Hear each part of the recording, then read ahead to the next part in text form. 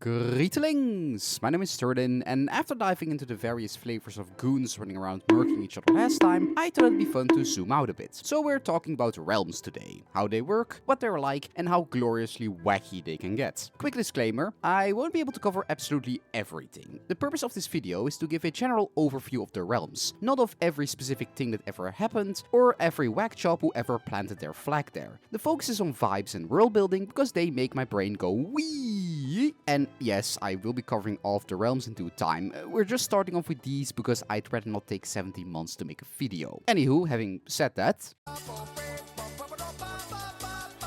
So what even are the mortal realms? Well, it's a bit tricky to explain, but here goes. Each realm is its own separate dimension of sorts, and every one of them is centered around a specific ice cream flavor of magic. But it's not quite as simple as it's the realm of X, so everything is X. They're a bit weirder than that. We'll get into this more when we get to the specific realms, but the magics of the realms aren't just literal. They're also conceptual. They embody the ideas and themes of an element just as much as the actual physical thing. Just because it's the realm of shadow doesn't mean that you're stuck wandering in an endless dark void like if you dug a little too deep. But it might just as well contain enormous oceans where the waters are murky and dark, hiding ancient horrors and unknown secrets just beneath the surface. Something is down there, watching you. But do you even want to know what? Basically, whatever you can think of, no matter how crazy, is represented somewhere in the realms. And that's exactly what I love about it. It's not very often that a setting has the balls to go this wild and give this much room for creativity to its audience and writers alike. Anywho, enough glazing, back to lore. While the realms are endlessly diverse, they do all have some things in common. The first one being that the further you get from the center of the realm, the wackier things get, which can range from weird magic abstract nonsense to an immediate instant kill. Second, Realm Stone, which is basically pure concentrated realm magics with a variety of fun effects. This makes it incredibly valuable to just about anyone, but being magical uranium, it also carries its fair shares of risks and side effects, so handle with care. Don't eat the funny rocks. Third, Realm Gates. These are just portals. They allow you to fast travel. That's kind of it, but they're fairly important, so I had to mention them somewhere. And now that you have a bit of context on how things function, at least as much as anyone can with these things, let's start off with our first candidate for the day.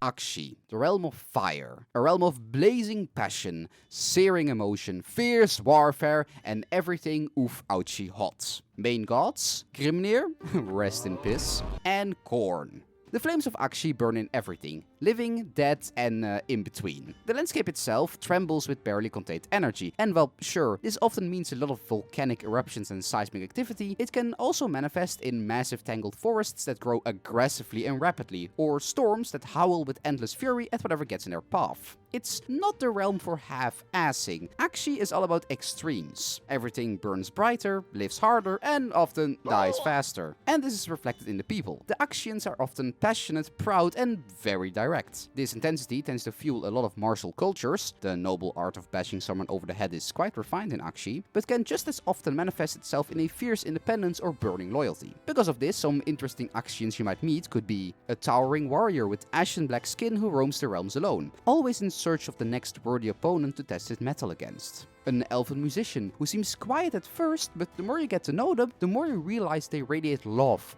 passion, and fierce devotion, and if befriended, would face down Nagash with a glass shift for you. A mysterious mage whose skin glistens like volcanic glass and who wields boiling water and blazing steam against their foes. Aqshy's realm stone is, perhaps a little uncreatively, called Ember Stone. On first sight, it looks like a regular lump of coal, except it's always on fire, and just being near it awakens emotions and ignites zeal. This makes Ember Stone very useful in the production of weapons, because who doesn't want a giant blazing fuck-off sword when demons show up at your doorstep, but it's also obviously useful for basic heat or energy. Though, as stated before, this isn't without a catch. Realm Stone is basically magic uranium, and prolonged exposure doesn't just light a fire in your belly, it eventually burns out your soul. Over time, your thoughts melt and your emotions evaporate until you're just empty. Too burned out to even breathe or stand up. Take everything in moderation, kiddos, especially magic rocks. Fun realm facties. Some folks actually put little powdered bits of Emberstone in their food to give them a little extra gutspa in certain activities that involve a lot of passion and take a lot of energy, like bowling. Damn, nature, you scary. Ghyran, the realm of life, of cycles, rebirth, growth, and ecological terrorism. Main gods, Alariel, the Lifebinder, and Nurgle, the grandpapa of rotting goodness. Life in Ghyran isn't just present, it's inescapable. Not in the regular there's bugs and weeds everywhere way, but in the sense that everything is alive. Even the elements. Everything in Ghyran grows big and fast. Trees grow to the size of a mountain, meadows bloom and wilt in mere moments, and even the wind has a certain intent and life to it, carrying spores and seeds all throughout the realms. But obviously it's not just Instagram-friendly wildlife. Ghyran is also there to remind you that nature is really bloody terrifying. Because animals have fears. Plants do not. They just grow. Endlessly. Indiscriminately. This is the kind of place where you can hit the hay and wake up halfway digested by parasitic plants, or buried beneath a carpet of fungi that speaks ancient roots in French. And probably because of this, the people of Ghyran have gotten used to very much go with nature's flow. They're often pragmatic, adaptive, and progressive. Growth is a part of life, and you either trip or drown. Some interesting Gyranites might include an elven wizard whose deep bond with realm magic has started to affect her body. Her skin changes hues, her hair grows or withers, and even her mood shifts with the coming and going of the seasons. A kindly grandmother who lives in the dark parts of the woods and brews innovative herbal remedies from the magical flowers around her, if you can pay the price. Or even a sylvaned warrior who is the last survivor of an oceanic coral glade, and who now haunts Ghyran's shorelines, lashing out at anything that disrupts the cycle of life. Ghyran's realm stone is called Cycle Stone, and it looks like a piece of jade glass that's constantly melting, evaporating, and reforming anew in an endless loop. Since it radiates life and healing, it's commonly used in medicine or agriculture, but it's also mixed with the naturally life-giving waters of the realms to create Aqua Gyranis, which can heal wounds in moments or even cure chaos corruption. This obviously makes it extremely valuable, and plenty of places actively use the magic Gatorade as currency. However, it should be noted that while Cycle Stone is effective against corruption, it's not completely immune to it. And as before, side effects. Cycle Stone doesn't just heal, it actually accelerates the cycle of life. And it's not particularly picky in how it does so. Hold on to it for too long and you might find moss growing out of your skin, nearby insects or pests rapidly reproducing and swarming, or your body dying and reforming in an endless agonizing loop.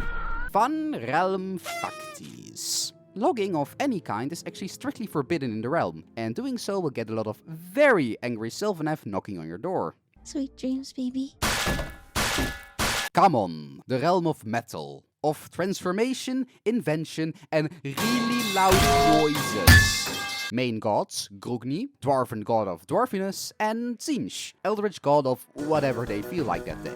Metal might not sound particularly exciting, but metal is more than just a solid block of iron. Metal can be melted down, used to craft useful tools, or alloyed into stronger metals. It's the ultimate material of change, and Chamon embodies that perfectly. Everything is in a constant state of flux, and while, sure, every realm gets a bit funny sometimes, Chamon is by far the wackiest. Mountains might erupt out of the ground in seconds, a chasm might close up and feel like nothing was ever there, or a lake might turn into like orange juice. Or you might just get unlucky and have your blood turn to mercury.